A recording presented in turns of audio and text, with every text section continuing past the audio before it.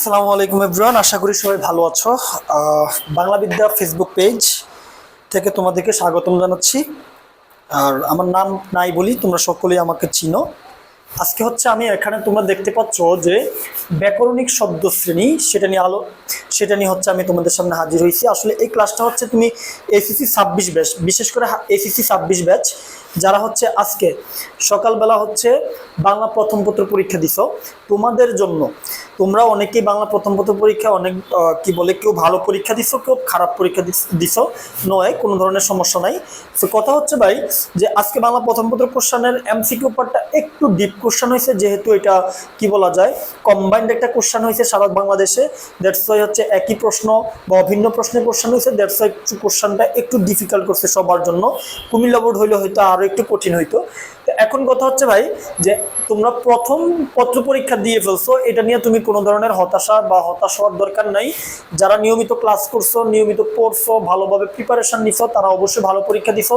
যারা পড়ো নাই তারা ভালো পরীক্ষা দিতে পারো নাই, এটার কোনো এখানে কোনো সন্দেহ নাই। এবার আসো, আমরা হচ্ছে আজকে বাংলা দ্বিতীয় পত্রের মোস্ট ইম্পর্টেন্ট একটা টপিকস, যে টপিক্সটাকে হচ্ছে আমাদের ইন্টারমিডিয়েট পরীক্ষায় তোমাদের যেই 4 তারিখে যে পরীক্ষা, সেই পরীক্ষা অবভিয়াসলি তুমি এখান থেকে উত্তর পাবা।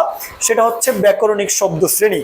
এবং এই যে ব্যাকরণিক শব্দ শ্রেণী যে টপিক্সটা, সেটা হচ্ছে আমাদের এইচএসসি পরীক্ষার কোশ্চেনে 3 নং কোশ্চেনে আসে। কয় নং কোশ্চেনে আসে? 3 নং কোশ্চেনে। কোশ্চেনের টাইপটা কি? কোশ্চেনের টাইপটা হচ্ছে, আমরা জানি ব্যাকরণিক শব্দ শ্রেণীকে অর্থাৎ পদ বিবেচনায় শব্দকে 8টা ভাগে ভাগ করা হয়েছে। কয়টা ভাগে ভাগ করা হয়েছে? 8টা ভাগ। একটা হচ্ছে বিশেষ্য, সর্বনাম, বিশেষণ, ক্রিয়া, ক্রিয়া বিশেষণ, অনুসর্গ, যোজক, আবেগ। এই যে 8টা ভাগে ভাগ করা হয়েছে, তুমি এই 8টা ভাগকে খুব ভালোভাবে আমাদের জানতে হবে। এবং সেখান থেকে কোশ্চেনটা কিভাবে আসে দেখো, আমি একটা এখানে মডিউল সাজাইছি যে ক্রিয়া কাকে বলে, গঠন বিবেচনায় ক্রিয়া কত প্রকার ও কি কি, উদাহরণ সহ লিখো। অথবা নিচের যে কোনো 5টি বাক্যের পদ নির্ণয় করো। তাহলে এখানে তোমার 8টা সব বাক্য দেওয়া থাকবে, এভাবে এরকম ভাবে 8টা বাক্য দেওয়া থাকবে। তুমি এই 8টা বাক্য থেকে 5টা বাক্যের পদ নির্ণয় করবা, যে কোনটা বিশেষ্য কোনটা সর্বনাম, তুমি এগুলা নির্ণয় করবা। অথবা আরেকটা টাইপের কোশ্চেন আসতে পারে যে সেখানে তোমার একটা অনুচ্ছেদ দিয়ে দিবে, সেই অনুচ্ছেদের মধ্যে থেকে তুমি হয় 5টা বিশেষণ উত্তর করবা, হয় 5টা বিশেষ্য উত্তর করবা, না হয় হচ্ছে সর্বনাম, না হয় হচ্ছে ক্রিয়া, না হয় ক্রিয়া বিশেষণ, এগুলো তুমি উত্তর করবো, অথবা অনুসর্গ উত্তর করবা। তো ওইগুলোও খুব ইজি টাইপ, তুমি আগে এগুলা বুঝো, তারপর ওইগুলা নিয়ে আমরা আলোচনা করার চেষ্টা করবো আজকের ক্লাসে।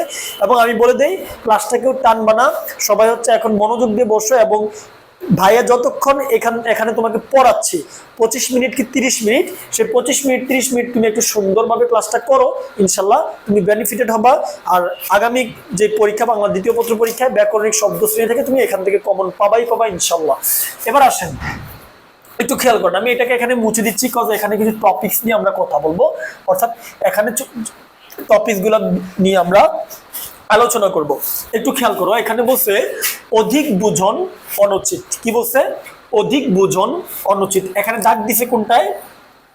এই বুঝনে। এখন আসো, তুমি পরীক্ষায় উত্তর করবা কিভাবে? যে আমি বলবো যে সব সময় আমরা অথবা দিয়ে যেটা থাকবে, অর্থাৎ নিচের যে কোনো 5টি বাক্যের পদ নির্ণয় করো, তুমি ওইটা করবা। ওইটা করলে তোমার যে ক্ষেত্রে কি হবে, তোমার সময়টাও বাঁচবে এবং হচ্ছে তুমি অ্যাকিউরেট নাম্বারটা তুলতে পারবা।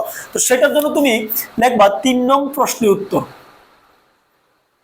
3 নং প্রশ্নের উত্তর লিখে তুমি যেটা লিখতেছো, ধরো তুমি 1 নাম্বারটা লিখলা, 1 নাম্বারে যেখানে হচ্ছে তোমাকে দাগ দেওয়া রাখলো বা আন্ডারলাইন করা থাকলো, সেটাকে তুমি লিখলা বুঝন। লেখার পর এইভাবে একটা টান দিয়া এটার উত্তরটা লিখলা, এটার উত্তরটা যেটা হয়। ওকে, আসো আমরা একটু কথা বলি। যে বলছে ভোজন, আমরা জানি খাওয়া হচ্ছে কাজ। কি বললাম খাওয়া হচ্ছে কাজ, এই কাজের বিশেষ রূপ হচ্ছে ভোজন। আমরা জানি পড়া হচ্ছে কাজ, আর এটার বিশেষ নাম হচ্ছে পঠন। আমরা জানি দেখা হচ্ছে কাজ, বাট এটার বিশেষ্য পদ হচ্ছে দর্শন। আমরা জানি যাওয়া হচ্ছে কাজ, বাট এটার বিশেষ্য পদ হচ্ছে গমন। অর্থাৎ আমাদের যে বিশেষ্যটা থাকে, অর্থাৎ ব্যাকরণিক শব্দ শ্রেণীতে যে বিশেষ্যটা থাকে, সেই বিশেষ্যটাকে 6টা ভাগে ভাগ করা হয়। কয়টা ভাগে ভাগ করা হয়? 6টা ভাগে। একটা হচ্ছে নাম বিশেষ্য, একটা হচ্ছে জাতিবাচক বিশেষ্য, একটা হচ্ছে সমষ্টিবাচক বিশেষ্য, একটা হচ্ছে উপাদানবাচক বা বস্তুবাচক বিশেষ্য, একটা হচ্ছে গুণবাচক বিশেষ্য, আর লাস্ট যেটা থাকে সেটা হচ্ছে ক্রিয়ার নাম, অর্থাৎ যেই শব্দটা দ্বারা কাজের নাম বুঝাবে সেটাকে বলা হয় ক্রিয়ার নাম। তাহলে একটু খেয়াল করো, আমরা এই যে নাম বিশেষ্য, আমরা নাম বিশেষ্য সবাই জানি যে যে সকল শব্দ দ্বারা কোনো ব্যক্তির নাম, কোনো স্থানের নাম, কোনো দেশের নাম, কোনো গ্রন্থের নাম, কোনো শহর, কোনো কি বলা যায়, ইচ এন্ড এভরিথিং যেগুলোর নাম বুঝাবে সেটা হচ্ছে নাম বিশেষ্য। জাতিবাচক বিশেষ্য হচ্ছে যে বিশেষ্যটা দ্বারা কোনো ব্যক্তি বা বস্তুকে নির্দিষ্ট করে না বুঝাইয়া তার সমগ্র জাতিকে বুঝায় সেটা হচ্ছে জাতিবাচক বিশেষ্য। যেমন আমি বললাম মর্জিনা একটা মেয়ের নাম, সে একটা মেয়েকে বুঝাচ্ছে মর্জিনা, সেটা হচ্ছে নাম বিশেষ্য। কিন্তু বললাম মেয়ে, মেয়ে বলতে পৃথিবীতে যত মর্জিনা সকিনা আছে সকল মর্জিনা সকিনাকে বুঝাচ্ছে। আবার বললাম কুদ্দুস সাহেব, তাহলে কুদ্দুস সাহেব হচ্ছে এখানে নাম বিশেষ্য। বাট পুরুষ বলতে দুনিয়াতে যত কুদ্দুস আর মফিজ আছে সকলকেই বুঝাচ্ছে। আবার আমি বললাম নদী, নদী বলতে সকল নদীকে বুঝাচ্ছে, তাইলে এগুলো হচ্ছে জাতি বুঝায়। সমষ্টিবাচক, সমষ্টিবাচক বিশেষ্য হচ্ছে কোনো যে সকল শব্দ দ্বারা কোনো বিশেষ কোনো কি বলা যায় কোনো ব্যক্তি বা বস্তুকে নির্দিষ্ট করে না বুঝিয়ে তাদের সমষ্টিকে বুঝায় তাকে বলা হয় সমষ্টিবাচক বিশেষ্য। যেমন আমরা বলতে পারি দল, যেমন 11 জনের একটা দল, সেটাকে বলা হয় দল। বললাম সেনাবাহিনী, বিচারক মণ্ডলী, এভাবে বললাম শ্রেণীকক্ষ, এভাবে বললাম কি বলা যায় মিটিং, এভাবে বললাম মিছিল, এগুলো হচ্ছে সমষ্টিবাচক বিশেষ্য। উপাদানবাচক বিশেষ্য, যেই বিশেষ্যটার মানে যে সকল বিশেষ্য দ্বারা কোন জড় পদার্থের নাম বোঝায়, জড় পদার্থ বলতে যেগুলোর আসলে জীবন থাকে না বা যারা চলতে ফিরতে পারে না, কথা বলতে পারে না, তাদেরকে বোঝাচ্ছে, সেটাকে বলা হয় উপাদানবাচক বিশেষ্য। এবং এই উপাদানবাচক বিশেষ্যটা দ্বারা কি বুঝাবে, জড় পদার্থকে বুঝাবে। যেমন আমার হাতে যে মার্কার, এগুলো কি জীবন আছে? নাই। আমার হাতে যে ঘড়ি, এদের কি জীবন আছে? নাই। তাহলে এদেরকে বলা হয় উপাদানবাচক বিশেষ্য। গুণবাচক বিশেষ্য, যেগুলো দ্বারা হচ্ছে গুণের নাম বুঝাবে, অর্থাৎ আমরা স্টুডেন্টরা সবচেয়ে বেশি প্যাচ লাগাই গুণের নাম এবং হচ্ছে ক্রিয়ার নামের ক্ষেত্রে। এখন আসো ভাই গুণের নাম জিনিসগুলা কি? যেমন আমি বললাম গরিব, এটা হচ্ছে তার গুণ, কিন্তু বললাম দরিদ্র, এটা হচ্ছে একটা গুণের নাম। বললাম সে সৎ, এটা হচ্ছে তার গুণ, কিন্তু তার গুণের নাম হবে কি? সততা। আমি বললাম কৃতি শিক্ষার্থী, তাহলে কৃতি হচ্ছে তার গুণ, কিন্তু আমি বললাম কৃতিত্ব, তাহলে এটা হচ্ছে গুণের নাম। আমি বললাম যে সরল, ছেলেটি সরল, এটা হচ্ছে তার গুণ, কিন্তু আমি বললাম যে সরলতা, অর্থাৎ এগুলো হচ্ছে গুণের নাম। মনে রাখবা বিশেষণের সাথে, কিসের সাথে? বিশেষণের সাথে বা গুণের সাথে, বিশেষণের সাথে তয় ব সংযুক্ত বা তা যুক্ত হইলে সেটা কি হয়ে যায়? বিশেষ্য হয়ে যায়। সেটা কি হয়ে যায় ভাই? বিশেষ্য হয়। কি বিশেষ্য হয়? সেটা হয় গুণবাচক বিশেষ্য। আশা করি ক্লিয়ার। এবার আসো ভাই ক্রিয়ার নাম। ক্রিয়ার নামটা কি? যে সকল বিশেষ্য দ্বারা কোনো কাজের নাম বুঝাবে তাকে বলা হয় ক্রিয়ার নাম। যেমন আমি এখানে তোমাকে উত্তরগুলো দিয়ে দিছি যে এই যে খাওয়া হচ্ছে কাজ, কিন্তু এর কাজের নাম হচ্ছে ভোজন। পড়া হচ্ছে কাজ, তার কাজের নাম হচ্ছে পঠন। দেখা হচ্ছে কাজ, তার কাজের নাম হচ্ছে দর্শন। যাওয়া হচ্ছে কাজ, তার কাজের নাম হচ্ছে গমন। কোথাও যাওয়া বা কোথাও থেকে আসা, এটা হচ্ছে একটা কাজ, কিন্তু বললাম আগমন, এটা হচ্ছে বিশেষ্য। আশা করি এটা ক্লিয়ার। তাহলে একটু খেয়াল করে এখানে কি বলছে? অধিক ভোজন অনুচিত। তাহলে এখানে ভোজনটা কি হবে ভাই? এখানে ভোজনটা হচ্ছে বিশেষ্য পদ। কোন বিশেষ্য ভাই? এই বিশেষ্যটা হচ্ছে গুণবাচক বিশেষ্য। ওকে, আশা করি ক্লিয়ার। ওকে, আসো ভাই এবার আমরা 2 নম্বর কোশ্চেনটাতে যাই। দেখো এই যে আমরা এখানে একটা পার্ট অর্থাৎ বিশেষ্যটাকে শেষ করে ফেললাম, সুন্দর মতো খাতার মধ্যে লিখে ফেলো। আর আমি যেহেতু লাইভ ক্লাস নিচ্ছি না, এটা হচ্ছে রেকর্ডেড ক্লাস, তো তুমি হচ্ছে আটকাই আটকাই হচ্ছে কথাগুলোকে একটু নোট করে ফেলো, পড়ে ফেলো, একসাথে তোমার অ্যাডমিশনটা এখন কভার হয়ে যাবে। আর তোমার এখন অ্যাডমিশন নিয়ে ভাবার দরকার নাই, তুমি জাস্ট হচ্ছে 2 তারিখের পরীক্ষা, সরি দ্বিতীয় পত্র পরীক্ষাটা একটু ভালো করে দাও।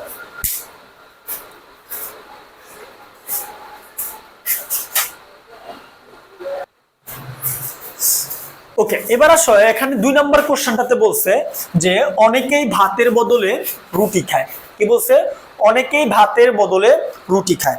তাহলে এখানে খেয়াল করো, অনেকেই ভাতের রুটি খায়, এই যে বাক্যটা, এই বাক্যটার মাঝে যে আমি বদলটা বসাইলাম, এই বদলটা বসানোর কারণে বাক্যের একটা শব্দ, এই যে ভাত, এই ভাত শব্দটাকে বাক্যের অন্য অংশের সাথে সমন্বয় সাধন করছে, এবং বাক্যের অন্য অংশের সাথে যে সকল শব্দ দ্বারা আগের শব্দটাকে সমন্বয় সাধন করা হয় তাকে বলা হয় অনুসর্গ। তাকে কি বলা হয়? অনুসর্গ। মনে রাখবা অনুসর্গ কাকে বলে। অনু শব্দের অর্থ হচ্ছে পরে, স্বর্গ শব্দের অর্থ হচ্ছে সৃষ্টি করা। তাহলে অনুসর্গ কিসের পরে বসে? সহজ কথায় অনুসর্গ বসে প্রাতিপদিকের পরে। কোথায় বসে? প্রাতিপদিকের পরে বসে। 2 নম্বর হচ্ছে কে এবং হচ্ছে র বিভক্তিযুক্ত শব্দের পরে বসে। কোথায় বসে? কে এবং র বিভক্তিযুক্ত শব্দের পরে বসে। তাহলে একটু খেয়াল করো, আমরা এখানে এটার প্রকারভেদ শিখবো না, কারণ আমরা এটাতে জাস্ট উত্তর করলেই চলবে যে এটা অনুসর্গ। তাহলে একটু খেয়াল করো, অনেকেই ভাতের বোতলে রুটি খায়। তুমি একটু সিম্পলি একটু খেয়াল করো তো, এটার সাথে কি আছে? র বিভক্তি আছে। তাহলে র বিভক্তির পরে অথবা কে বিভক্তির পরে অথবা প্রাতিপদিকের পরে কি বসে? অনুসর্গ। এখন তুমি যদি নতুন হও যে প্রাতিপদিক, এখন তো ভাই তোমাকে আমি প্রাতিপদিক শেখানোর সময় নাই, তারপরে বলে দিচ্ছি বিভক্তিহীন নাম শব্দকে প্রাতিপদিক বলে, অর্থাৎ যেই শব্দগুলোর সাথে কোনো ধরনের বিভক্তি থাকে না তাকে বলা হয় প্রাতিপদিক। তাহলে এই প্রাতিপদিকের পরে অথবা কে র বিভক্তিযুক্ত শব্দের পরেই কে বসবে? অনুসর্গ বসবে। তাহলে এইখানে বদলের শব্দটা কি হবে ভাইয়া? বদলের শব্দটা হবে অনুসর্গ। আমি বুঝাইতে পারছি? আশা করি বুঝাইতে পারছি। এবার আসো 3 নম্বর কোশ্চেন। 3 নম্বর কোশ্চেনটাতে বলা হচ্ছে আজ নয় কাল সে আসবে। কি বলছে? আজ নয় কাল সে আসবেই। তাহলে একটু খেয়াল করো, এই যে আজ নয় কাল সে আসবে, তাহলে এই আজ একটা শব্দ, কাল একটা শব্দ, এই দুটা শব্দকে যুক্ত করছে কে? নয়। তাহলে যেই শব্দগুলা দুটি শব্দকে, দুটি বাক্যকে, দুটি বাগার্থকে বা বাক্যের অংশকে বা বর্গকে যদি একসাথে যুক্ত করে বা খণ্ডবাক্যকে একসাথে যুক্ত করে তখন তাকে বলা হয় যোজক। কি বলা হয়? যোজক। তাহলে এখানে আজ নয় কাল, তাহলে এই নয়টা কি হবে ভাইয়া? এই নয়টা হচ্ছে এখানে যোজক। অর্থাৎ মনে রাখবা যোজক সমূহ কি কি। সবচেয়ে বেশি প্যাচ লাগাই ফেলি আমরা যোজকগুলো, আমরা চিনি না, যে অনেক ক্ষেত্রে প্যাচ লাগাই ফেলি। যেমন যোজকগুলো হচ্ছে এবং, ও, আর, অথচ, না হয়, নতুবা, নয়, বরং, কিন্তু, সুতরাং, তথাপি,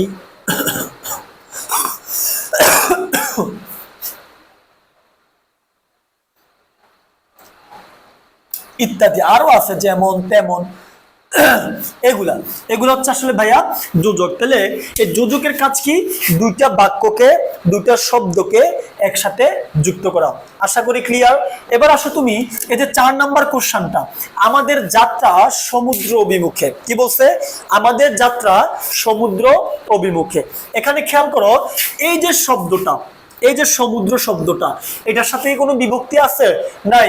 তাহলে এটা হচ্ছে একটা নাম শব্দ বা প্রাতিপদিক। তাহলে প্রাতিপদিকের পরে আমরা জানি সেটা কি বসে? সেটা হয় অনুসর্গ। তাহলে এখানে অভিমুখে শব্দটা কি হবে ভাইয়া? অভিমুখে শব্দটা হচ্ছে অনুসর্গ। আসো, আমাদের সমাজ আর ওদের সমাজ একরকম নয়। তাহলে এখানে কি আছে ভাইয়া? দেখো তো আর আছে কিনা। তাহলে এই যে আর শব্দটা, এই আর শব্দটা হচ্ছে এখানে কি? এই আর শব্দটা হচ্ছে এখানে যোজক।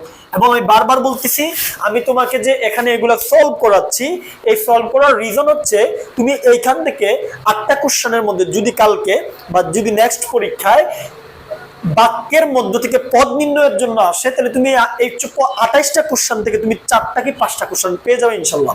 এবার আসো, ওহে বন্ধু বিদায়। কি বলছে?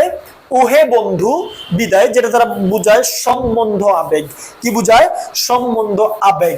একটা আসো, আমাদের একটা টপিকস আছে বাংলা গ্রামারে যেটাকে বলা হয় আবেগ শব্দ। কি বলা হয়? আবেগ বলা হয়, যেটাকে আমরা ইংরেজিতে পড়ি ইন্টারজেকশন।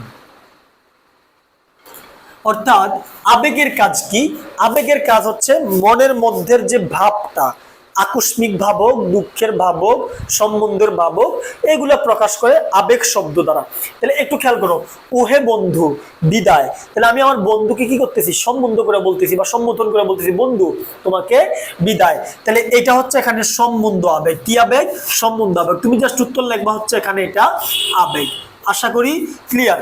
এবার আসো, করিম ও রহিম দুই ভাই। এই যে একটু আগে তুমি এই কোশ্চেনটা সলভ করার জন্য তুমি কি করবা? একটু হচ্ছে 10 সেকেন্ড আগে বা 15 সেকেন্ড বা 20 সেকেন্ড আগে যাবা, দেখবা তুমি এখানে পেয়ে যাবা হচ্ছে যোজকের ক্লাসটা বা যোজকের জায়গাটা। তাহলে যোজক এখানে কোনটা? যে করিম ও রহিম। তাহলে করিম এবং রহিম দুইটা বিশেষ্য পদ, এই বিশেষ্য দুইটা পদকে যুক্ত করছে কে? ও। তাহলে এই ওটা হচ্ছে এখানে আবেগ। কি হবে ভাই? এই ওটা হচ্ছে কি? আবেগ। ক্লিয়ার?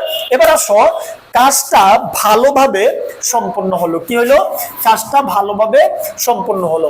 এটাকে আনসার করার আগে আমরা একটা টপিকস পড়া লাগবে, সেটা হচ্ছে ক্রিয়া বিশেষণ।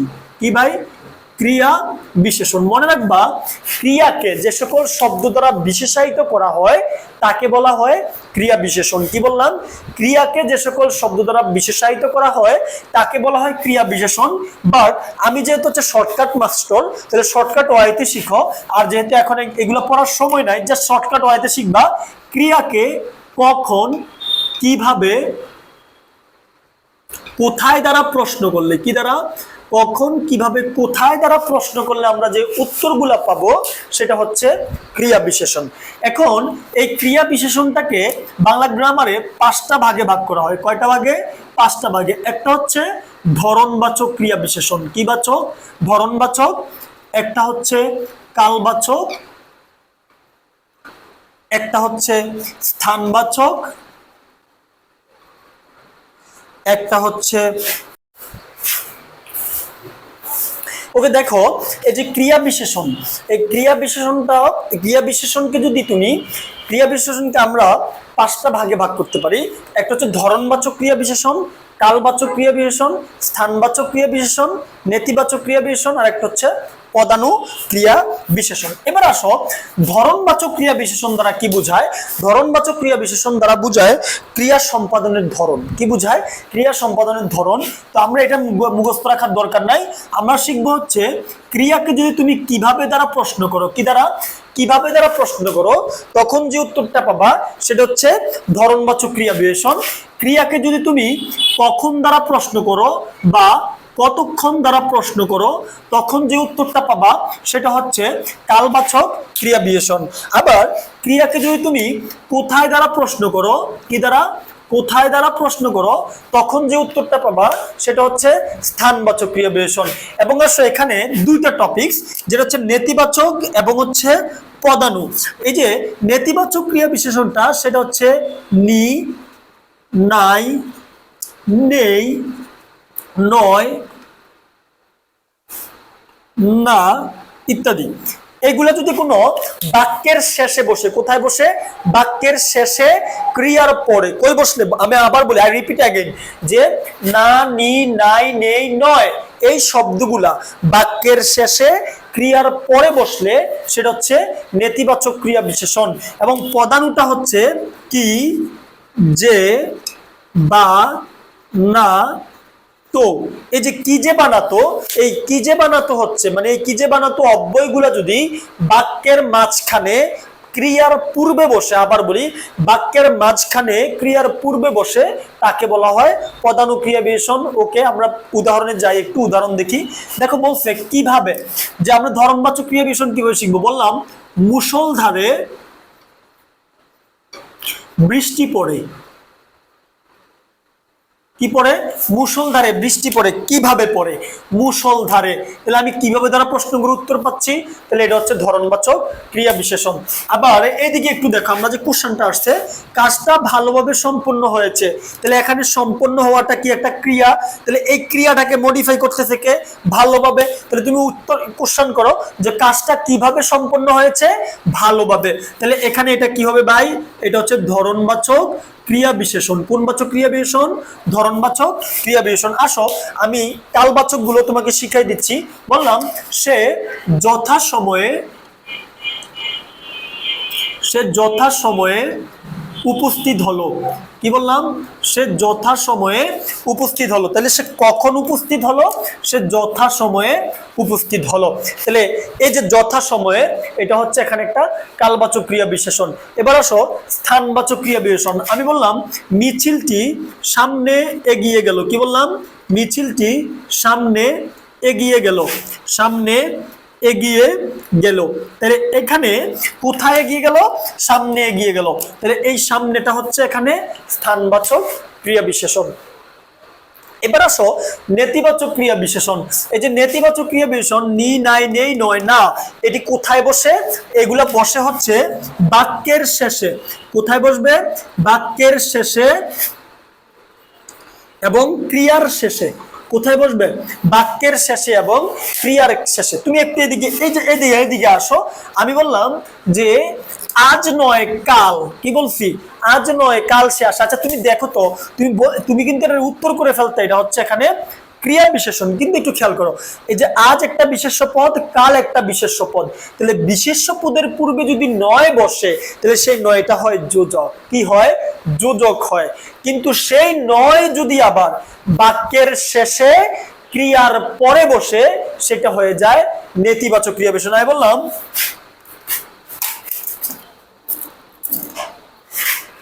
আমি বললাম তার সাথে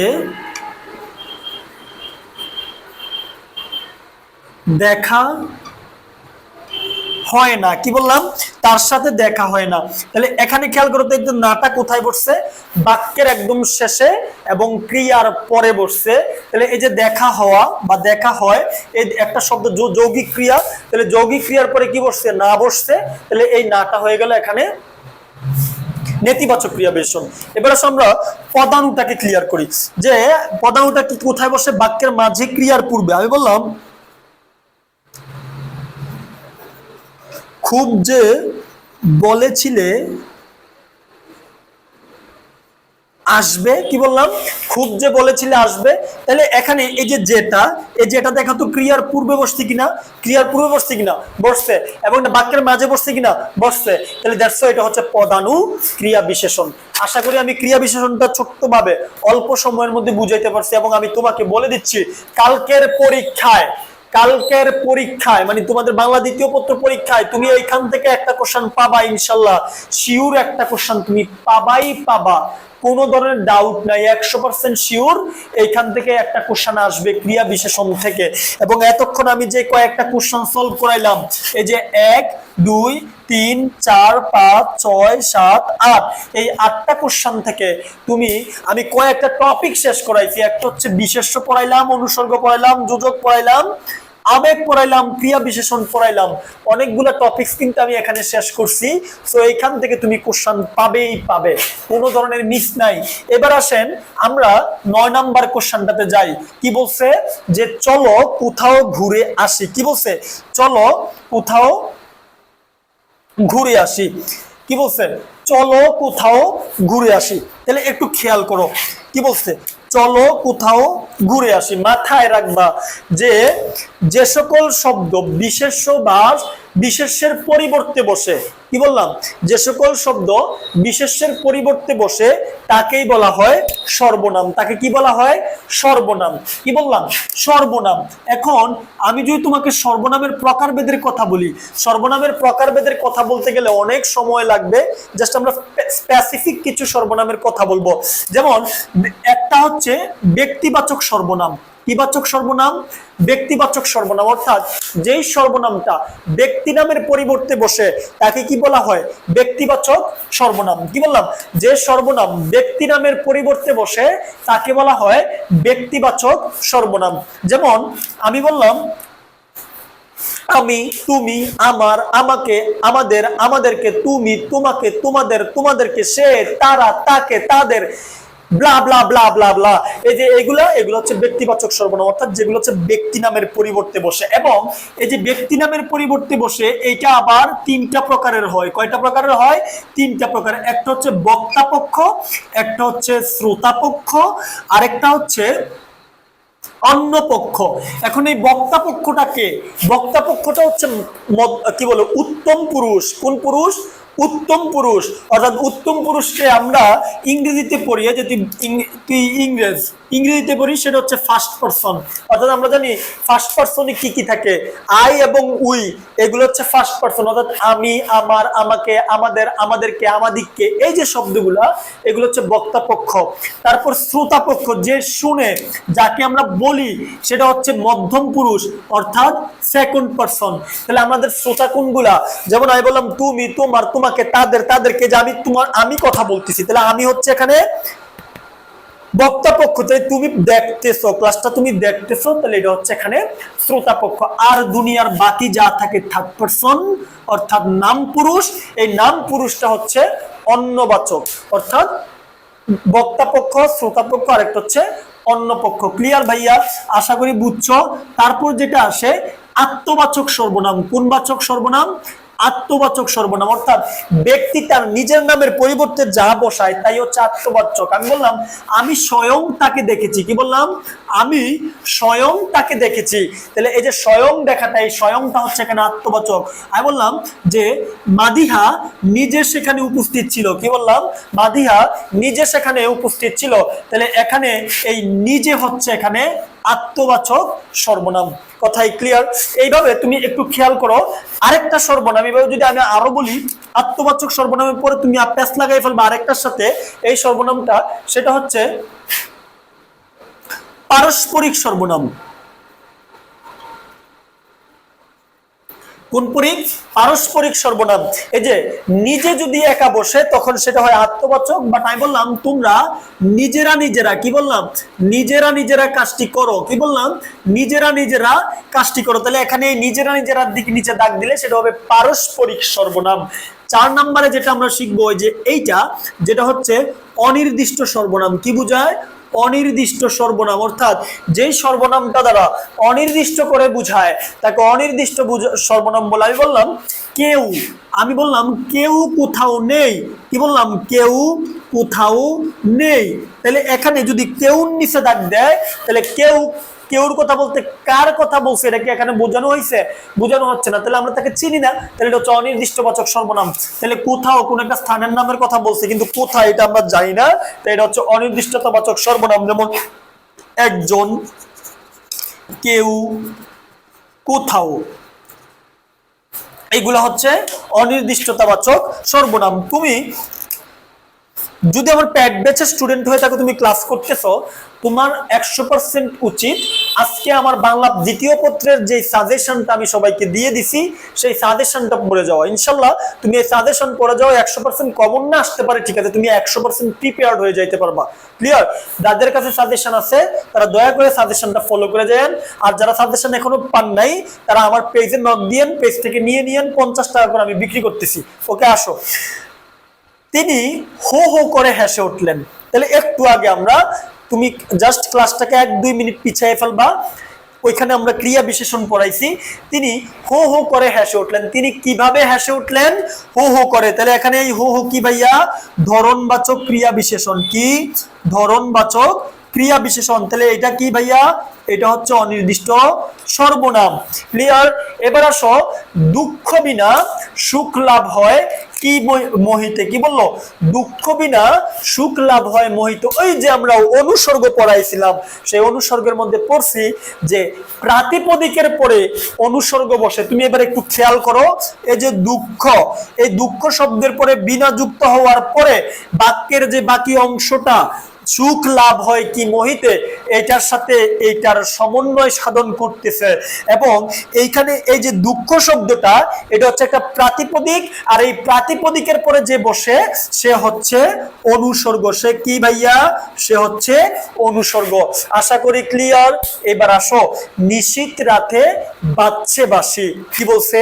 নিশীথ রাতে বাজছে বাঁশি। তাহলে এখানে যে আমরা বিশেষণ জানি, যে সকল শব্দ দ্বারা কোন বিশেষ্য বা সর্বনামের দোষ, গুণ, অবস্থা, সংখ্যা, পরিমাণ ইত্যাদি প্রকাশ পায় তাকে কি বলা হয়? বিশেষণ বলা হয়।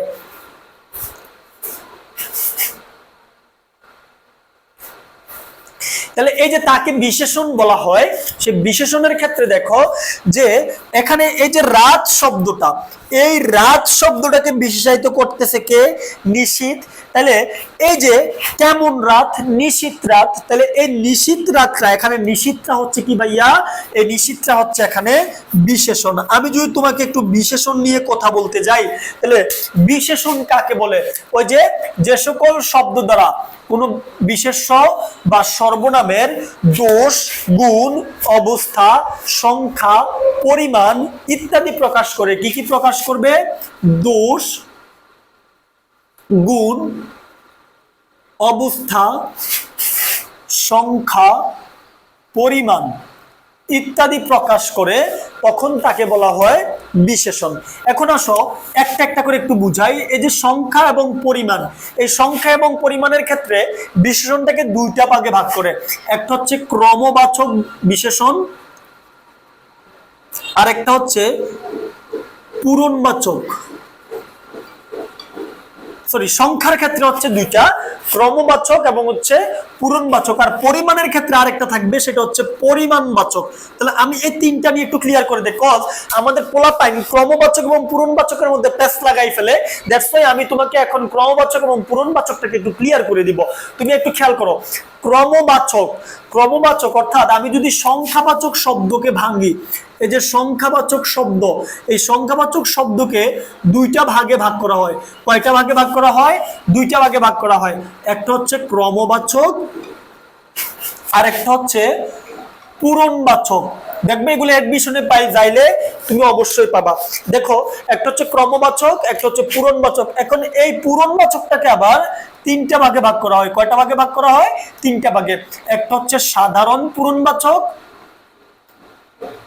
আরেকটা হচ্ছে তারিখবাচক, আরেকটা হচ্ছে ভগ্নাংশ। তাহলে একটু খেয়াল করো, ফ্র্যাকশন, তারিখ এবং হচ্ছে কি সাধারণ পূরণবাচক শব্দাংশ। তাহলে সংখ্যা শব্দ। তাহলে একটু খেয়াল করো, ক্রমবাচকটা কি ভাইয়া? ক্রমবাচকটা হচ্ছে আমি যখন সংখ্যায় লিখব এবং কথায় বলবো, এই যে আমি কথায় বললাম 1 এবং সংখ্যায় লিখলাম 1, এইভাবে গনতে গনতে আমি কথায় বললাম 100, কথায় বললাম 100, সংখ্যায় লিখলাম 100। তাহলে এই যে এইটারই বলা হয় ক্রমবাচক। এদেরকে কি বলা হয়? ক্রমবাচক। আর সাধারণ যেটা পূরণবাচক, পূরণ মানে হচ্ছে পূরণ সংখ্যা বুঝায়। যেমন আমি বললাম প্রথম, বললাম দ্বিতীয়, এভাবে বললাম চতুচত্বারিংশ, বললাম নবনবতিতম, এইভাবে যে আমি বললাম তোমাকে, দেখবা আমি সাধারণ পূরণবাচকের ক্ষেত্রে আমরা অ্যাডমিশনে গেলে সেটার ক্ষেত্রে আমরা এটার একটা চার্ট করব, সেই চার্টের মাধ্যমে পুরো 14 গোষ্ঠী উদ্ধার করে ফেলবো। তাহলে এই যে সাধারণ পূরণবাচকটা, সেই সাধারণ পূরণবাচকটা হচ্ছে এইভাবে প্রথম, দ্বিতীয়, তৃতীয়, চতুর্থ, একবিংশ, দ্বাবিংশ, ত্রয়োবিংশ, চতুর্বিংশ, চতুচত্বারিংশ, নবনবতিতম, অষ্টআশিতম, সপ্তশততম, এই যে শব্দগুলা, অষ্টআশিতম, এই যে শব্দগুলা, এইগুলা হচ্ছে পূরণবাচক সংখ্যা শব্দ। তারিখ আমরা বলি চৌঠা, বলি না পহেলা, বলি দোসরা, বলি তেসরা, এইগুলা হচ্ছে তারিখবাচক। আমরা ভগ্নাংশের মধ্যে বলি দেড়, এই যে দেড়, এই দেড়, বললাম সিকি, বললাম পোয়া, এই যে শব্দগুলা, এগুলো হচ্ছে ভগ্নাংশবাচক। তাহলে একটু আসো, এই যে এইগুলা সবগুলা হচ্ছে কি ভাইয়া? এদেরকে বলা হয় পূরণবাচক, আর এটারে বলা হয় ক্রমবাচক। তাহলে একটু আমি উদাহরণ দেই। বললাম 500 টাকা, কি বললাম? 500 টাকা। তাহলে এখানে 500 দ্বারা এটা কি বুঝাচ্ছে? ক্রমবাচক, কারণ এটাকে আমি কথায় লিখছি। পূরণবাচক বললাম 26তম জন্মদিন, কি বললাম? 26তম জন্মদিন। তাহলে এখানে 26তমটা হচ্ছে পূরণবাচক। আমি বললাম 3রা জুলাই, তাহলে এই 3রা হচ্ছে পূরণবাচক। পরিমাণবাচক বললাম আধা কেজি চাল, কি বললাম? আধা কেজি চাল। তাহলে চালের পরিমাণ কতটুকু? আধা কেজি, এটাকে বলা হয় পূরণবাচক। এরকম বিশেষণের আরো প্রকারভেদ আছে। প্রশ্নবাচক বিশেষণ আছে, বর্ণবাচক বিশেষণ আছে, গুণবাচক বিশেষণ আছে, অবস্থাবাচক বিশেষণ আছে। আরেকটা হচ্ছে একটু পরেই আসবে আমাদের অবস্থাবাচক নেতিবাচক বিশেষণ, এটা বুঝিয়ে দেই। যেই বিশেষণটা দ্বারা অবস্থা নির্দেশ করে তাকে বলা অবস্থাবাচক। আমি বললাম চলন্ত ট্রেন, কি বললাম? চলন্ত ট্রেন, ঘুমন্ত মানুষ। তাহলে এই যে ট্রেনের অবস্থাটা কেমন? চলন্ত। মানুষের অবস্থাটা কেমন? ঘুমন্ত। তাহলে এদেরকে বলা হয় কি ভাইয়া? বিশেষণ। এবার আসো, তাহলে নিশীথ রাতে বাজছে বাঁশি, তাহলে এখানে নিশীথ কি ভাইয়া? নিশীথ হচ্ছে এখানে বিশেষণ। এবার আসো, পয়লা বৈশাখ বাঙালির উৎসবের দিন। তাহলে একটা দিনের কথা বলতেছে, একটা নির্দিষ্ট তারিখের কথা বলতেছে, একটা নির্দিষ্ট দিনের কথা বলতেছে। তাহলে নির্দিষ্ট দিন বা তারিখ বুঝলে সেটা তো নাম বুঝায়। তাহলে এই যে পয়লা বৈশাখ একটা উৎসবের নাম, পয়লা বৈশাখ কি একটা উৎসবের নাম? তাহলে এটা হচ্ছে একটা বিশেষ্য পদ। কোন পদ? বিশেষ্য পদ। এবার আসো, পায়ে হাঁটা পথ ধরে সোজা এগিয়ে গেলাম। তাহলে এখানে বিশেষ্য কোনটা? দেখো এখানে বিশেষ্য হচ্ছে পথ। কি? পথ। এবং এই পথটাকে মডিফাই করতেছে কে? পায়ে হাঁটা। তাহলে পথটাকে যে মডিফাই করে, অর্থাৎ বিশেষ্যকে যে বিশেষায়িত করে, তাকে কি বলা হয়? বিশেষণ। তাহলে এখানে এটা কি হবে ভাই? এটা হবে এখানে বিশেষণ। আমি আশা করি এটা ক্লিয়ার। তাহলে এখানে আমাদের টোটাল 14টা কোশ্চেন ক্লিয়ার। আমি আশা রাখবো সবারই সেটা ক্লিয়ার হয়েছে। ওকে, আসো আমরা পরবর্তী যেই এটা আছে স্লাইডটা, সেই স্লাইডটাকে আমরা ক্লিয়ার করে ফেলি। দেখো কি বলছে, যে ফুল কি ফুটিনি শাখে। কি বলছে? ফুল কি ফুটিনি শাখে। তাহলে একটু খেয়াল করো, ফুল কি ফুটেনি, তাহলে ফুটেনি, এই যে এখানে ফুটা, এটা কি একটা কাজ না?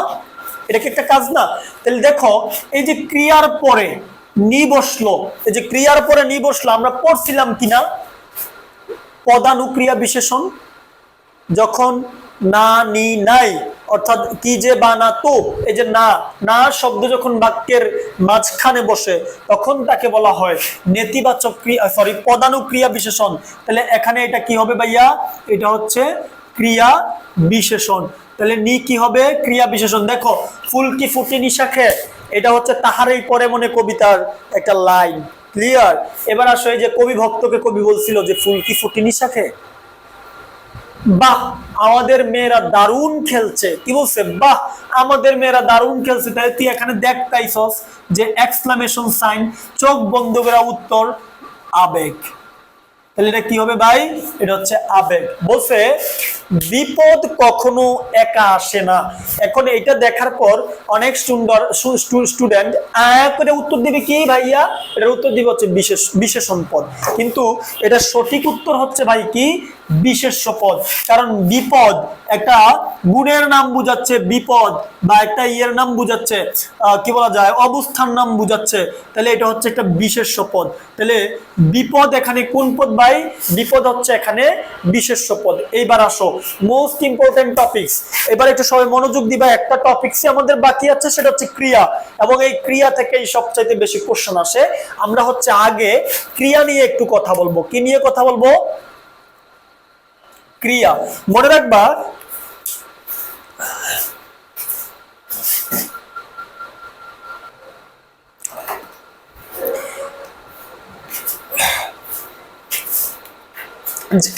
যে ক্রিয়া কাকে বলে?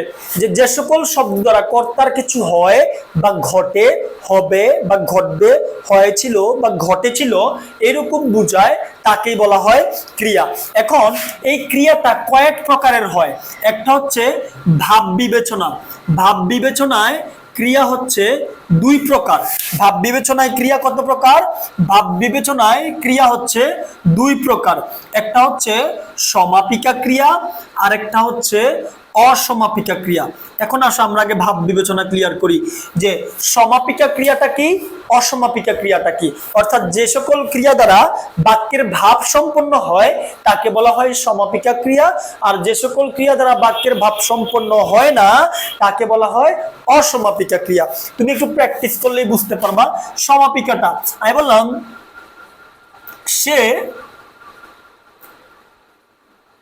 স্কুলে যায়, সে ভাত খায়। তাহলে এখানে ক্রিয়া কোনটা?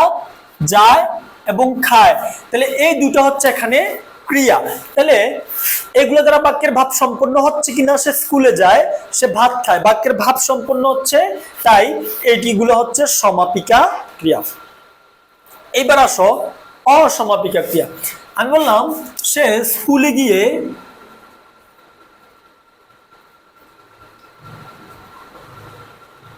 বন্ধুদের সাথে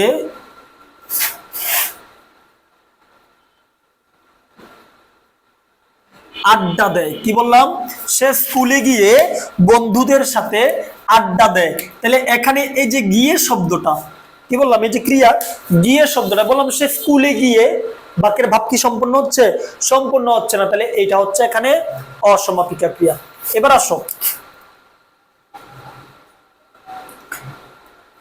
কর্মের উপস্থিতিতে,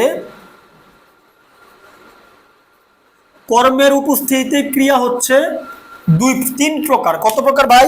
তিন প্রকার। কি কি? একটা হচ্ছে অকর্মক ক্রিয়া, একটা হচ্ছে সকর্মক ক্রিয়া, আরেকটা হচ্ছে দ্বিকর্মক ক্রিয়া। তাহলে একটা হচ্ছে অকর্মক, একটা হচ্ছে সকর্মক, একটা হচ্ছে দ্বিকর্মক। অর্থাৎ কর্ম, কর্ম থাকবে। অকর্মক মানে কি? কর্ম নাই। সকর্মক মানে হচ্ছে কর্ম থাকবে। দ্বিকর্মক মানে হচ্ছে দুইটা কর্ম থাকবে। অর্থাৎ যে ক্রিয়ার কর্ম নাই সেটা অকর্মক। বললাম সে খায়, সে নাচে, সে যায়। তাহলে দেখো এই যে এখানে সে খায়, সে নাচে, সে যায়, এগুলার মধ্যে কর্ম নাই। কর্ম না থাকার কারণে এদেরকে বলা হয় অকর্মক ক্রিয়া। এবার আসো সকর্মক। বললাম সে ভাত খায়, বললাম সে বাজারে যায়। তাহলে এখানে যে খায় এবং যায়, কি খায়? ভাত খায়। কোথায় যায়? বাজারে যায়। তাহলে এখানে কর্ম আছে, দ্যাটস ওয়াই এটা হচ্ছে সকর্মক ক্রিয়া। এরপর যেটা হয় দ্বিকর্মক, বললাম বাবা আমাকে কলম দিলেন। কি বললেন? দিলেন, কলম দিলেন। তাহলে বাবা এখানে হচ্ছে কর্তা, কাকে দিছে? আমাকে দিছে। কি দিছে? কলম দিছে। মনে রাখবা কর্ম চিনবা কিভাবে? ক্রিয়াকে কি বা কাকে দ্বারা প্রশ্ন করলে যে উত্তর পাবা, কি বললাম, ক্রিয়াকে কি বা কাকে দ্বারা প্রশ্ন করলে, কি বা কাকে দ্বারা প্রশ্ন করলে যে উত্তর পাওয়া যায় সেটা হচ্ছে কর্ম। তাহলে বাবা কাকে কলম দিল? আমাকে। কি দিল? কলম দিল। তাহলে এখানে দুইটা কর্ম আছে বিদায় এই দিলেন শব্দটা হচ্ছে দ্বিকর্মক ক্রিয়া।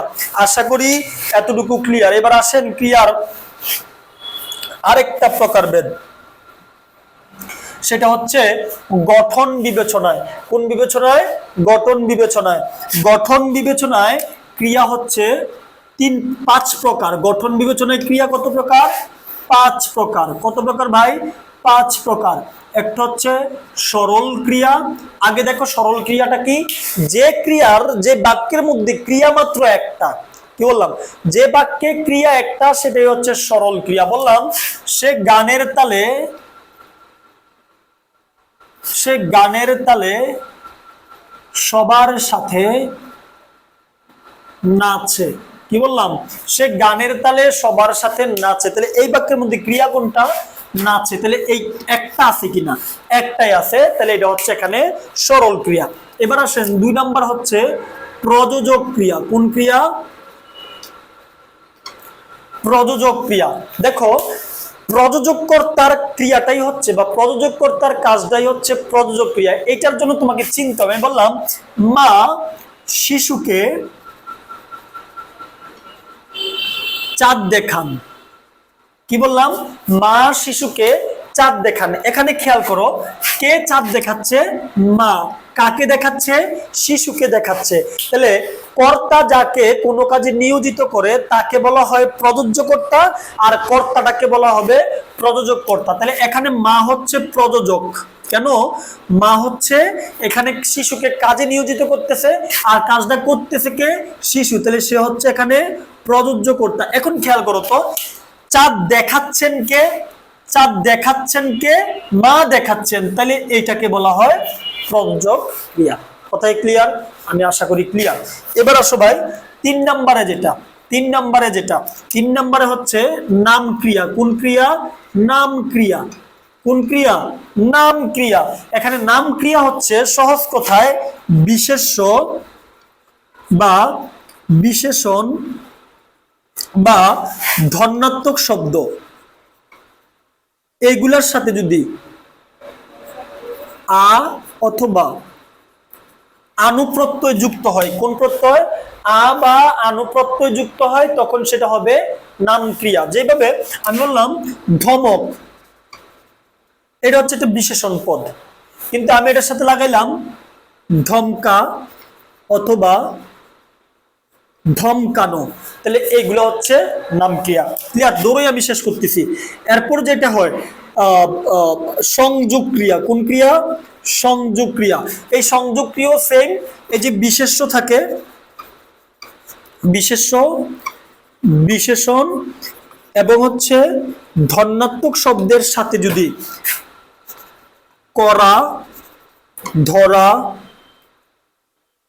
দেওয়া, হওয়া, লওয়া, খাওয়া, পড়া, মারা, সারা, অর্থাৎ বিশেষ্য, বিশেষণ এবং ধন্যাত্মক শব্দের শেষে করা, ধরা, দেওয়া, হওয়া, লওয়া, খাওয়া, পড়া, মারা, সারা, কাটা, করা, কাটা, ধরা। আচ্ছা, এটার আরেকটা লিখি, কাটা, ধরা। এই শব্দগুলা যদি থাকে তাইলে সেটা হবে সংযোগ ক্রিয়া। যেমন দেখ, আমি বললাম বিশেষ্য পদ ছেলে এবং এখানে লাগলাম ধরা, তাই এই যে ছেলে ধরা, এটা কি হইল? সংযোগ ক্রিয়া। বললাম ধার, বিশেষ্য, বললাম দেওয়া, ধার দেওয়া, তাইলে এটা হয়ে গেল সংযোগ ক্রিয়া। বললাম কচু, বিশেষ্য, লিখলাম কাটা, তাইলে এই যে কচু কাটা, তাহলে এটা হয়ে গেল সংযোগ ক্রিয়া। কথাই ক্লিয়ার? আশা করি ক্লিয়ার। এবং আরেকটা যেটা বাকি রয়েছে সেটা হচ্ছে যৌগিক ক্রিয়া। কোন ক্রিয়া? যৌগিক ক্রিয়া। এখন আসো, এই যে যৌগিক ক্রিয়াটা, এই যৌগিক ক্রিয়াটা কাকে বলে? অর্থাৎ এই যৌগিক ক্রিয়াটা হচ্ছে সিম্পলি যে সমাপিকা যোগ অসমাপিকা অথবা অসমাপিকা যোগ সমাপিকা, অর্থাৎ সমাপিকা যোগ অসমাপিকা অথবা অসমাপিকা যোগ সমাপিকা যখন একসাথে যুক্ত হবে, অর্থাৎ সমাপিকা ক্রিয়া এবং অসমাপিকা ক্রিয়া এবং অসমাপিকা ক্রিয়া অথবা সমাপিকা ক্রিয়া যখন একসাথে যুক্ত হয় তখন সেটাকে বলা হয় যৌগিক ক্রিয়া। যেমন আমি বললাম তাকে ধরা হলো, কি হলো? ধরা হলো। তাহলে একটু খেয়াল করো তো ভাই, এই যে এখানে তাকে ধরা, এটা হচ্ছে এখানে অসমাপিকা ক্রিয়া, হলো হচ্ছে সমাপিকা ক্রিয়া। তাহলে এটা অসমাপিকা, এটা সমাপিকা, আর এই দুটাকে একসাথে দাগ দিলে এটা হচ্ছে যৌগিক ক্রিয়া। আশা করি ক্রিয়ার টপিকস ডান। এবার আসেন আমরা একটু ওই উদাহরণগুলোকে শেষ করি, উদাহরণগুলোকে শেষ করি। এখানে কি বলছে? বুঝিয়েছিলাম মেয়েদের রূপ বড় আশ্চর্য, তাহলে বুঝিয়েছিলাম, তাহলে এটা হচ্ছে এখানে কি? ক্রিয়া। বলছে ব্যাপারটা না ভালো না মন্দ, তাহলে একটু খেয়াল করো, এই যে ভালো শব্দটা, এটা কি একটা বিশেষণ পদ না? বিশেষণ না? এটা গুণ না? তাহলে এই গুণটাকে যে মডিফাই করে, তুমি এখন এটার উত্তর করতা যে এটা ক্রিয়া বিশেষণ। কোন ক্রিয়া বিশেষণ? পদানুক্রিয়া বিশেষণ। কিন্তু এটা পদানুক্রিয়া বিশেষণ না, কারণ সে বিশেষণকে বিশেষায়িত করতেছে। বিশেষণকে যে বিশেষায়িত করে তাকে বলা হয় ভাব বিশেষণ। কি বলা হয়? তাকে বলা হয় ভাব বিশেষণ। তাহলে দেখো, ব্যাপারটা না ভালো না মন্দ, তাহলে বিশেষণকে যে বিশেষায়িত করবে সেটা হচ্ছে ভাব বিশেষণ। বললাম মন্ত্রের সাধন কিংবা শরীর পাতন, তাহলে কিংবা আসছে, তাহলে জানি আমরা এটা হচ্ছে যোজক। এবার আসো মুদের গরব মুদের আশা, অর্থাৎ ব্যক্তি নামের পরিবর্তে যা বসে, বিশেষ্যের পরিবর্তে যা বসে তাই কি ভাইয়া? তাই হচ্ছে বিশেষ্য পদ। এবার আসো যথা ধর্ম তথা জয়, তাহলে যথা এবং তথা তাদেরকে বলা হয় সাপেক্ষ যোজক। কি বলা হয়? সাপেক্ষ যোজক। অর্থাৎ যোজকের আরেকটা প্রকারভেদ হচ্ছে সাপেক্ষ যোজক। ক্লিয়ার?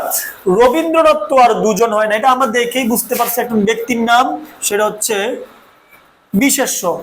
শুভ্র সমুজ্জ্বল তাজমহল, তাহলে তাজমহল কি একটা এর নাম, তাহলে এটা কি হবে ভাই? এটা হচ্ছে এখানে বিশেষ্য পদ।